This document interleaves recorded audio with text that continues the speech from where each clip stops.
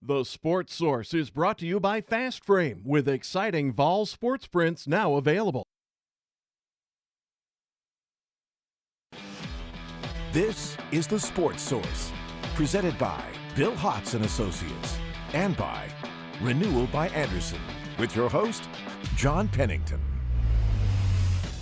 Good Sunday morning and welcome into The Sports Source. Happy to be with you live at 11 o'clock.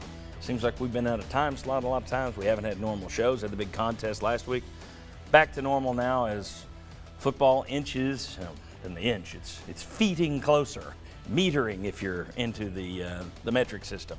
August 3rd, Tennessee starts their practice, so we are smoking in that direction. Let's go ahead and jump right in today as we talk Tennessee football from start to finish. It's brought to you by Bill Hotz and Associates. Folks, accidents happen. We know that. But just because they happen, it doesn't mean they have to cost you money. If you're the victim of a careless driver, call Bill Hotz and Associates and make sure you don't have to pay medical bills, don't have to pay for the time you miss from work.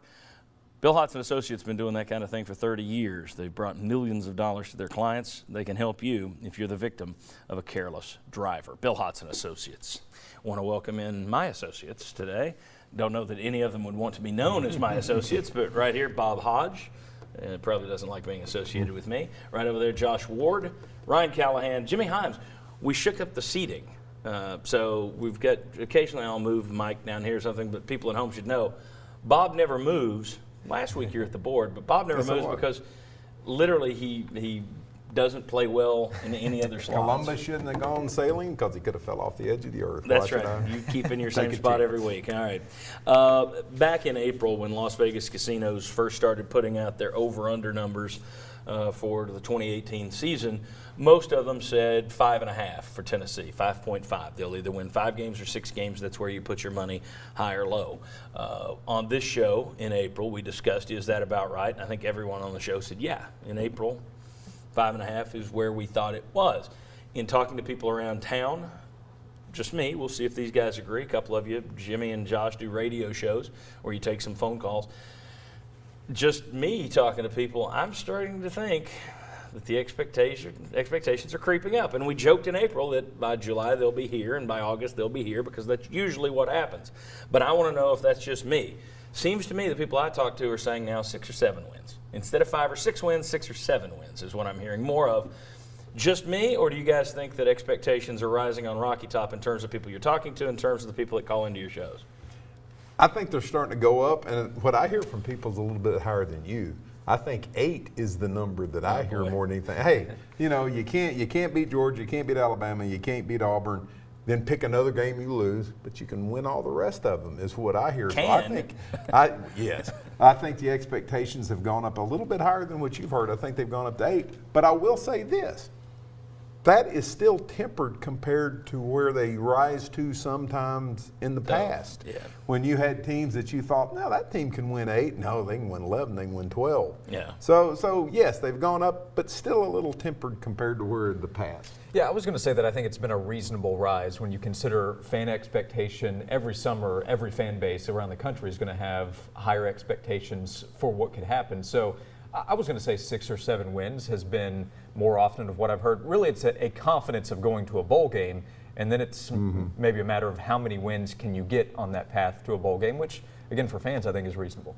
Yeah, I'm with Josh. I think it's more, or what I've heard anyway so far has been more about being confident this team can get to a bowl game and not worrying so much about how many wins. I think people are kind of looking at this as a team that's capable of getting to 6 wins, no questions asked, whereas a 5-win season we thought would be kind of to be expected from this team. I think now people are looking at it and saying, this team should get to a bowl game. I think part of that's based on them patching up the roster with grad transfers and JUCO guys. I think part of that's also from looking at this team and thinking Butch Jones' staff just messed up and had more talent than it looked like last year, as opposed to this team not being very talented. And it's also a product of you got to be pretty bad not to go to a bowl game these days. That too. Yeah, they keep adding them. Just be average and you can get to the bowl game.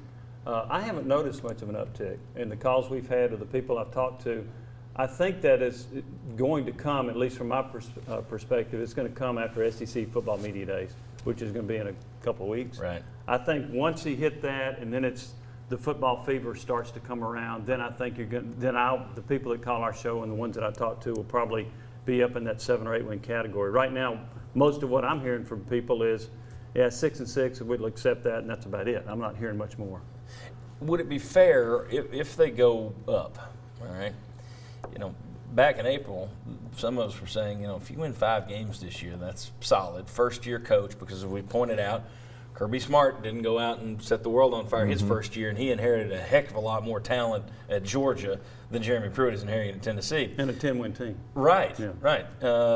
So would it be fair if people are disappointed, if this team, and I understand you want to go to a bowl game, I get that. Nobody's going to be overjoyed and throwing parties if they're 5-7. But if expectations rise, as they do at most places, do they rise to the point that some people then get mad if you're 5-7 this year? Do you think you were still in that zone, or was last year enough of a kick in the teeth that it's like, I'm not going to be mad about it if this guy takes him a couple of years to build it up? I'm going to say that possibility exists if the loss is to Vanderbilt and you got a bowl game on the line. Yeah. So That's a good point. if you're 5-6 and you got to beat Vanderbilt to get the bowl and you lose that one, yeah, I think people would be mad. I think it kind of depends, but that to me would be a scenario where folks would not be happy with a 5-win season. Yeah, I would definitely say in the moment, because it could be Vanderbilt, it could be Kentucky at home, and back-to-back losses to Kentucky, which Tennessee's not supposed to do. Or you could lose to Derek Dooley's offense at Missouri at home. So part of it is, I think who you lose to. So I think fans still would recognize the situation, but it might be the pressure that's applied after of, hey, next year you're 2-3.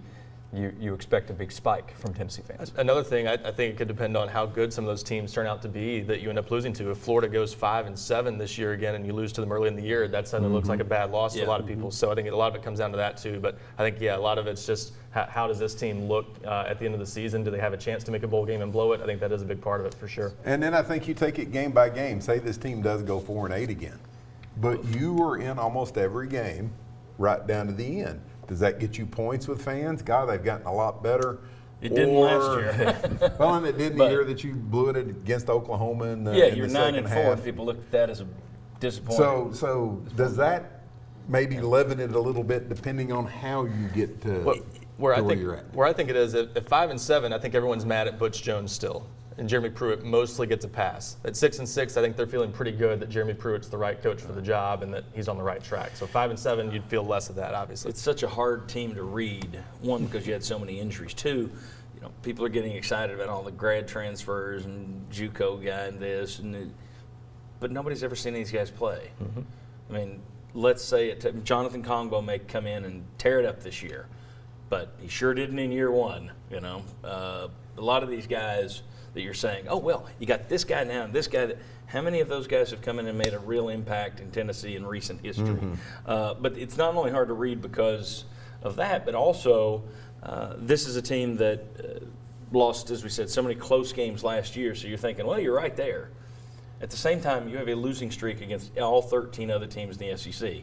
So while you're right there, that tells you, well, no, you're not really right there because you managed to lose all those games. So hard team to read. When we come back, one of the guys that's best in the nation in terms of reading teams is a guy named Phil Steele.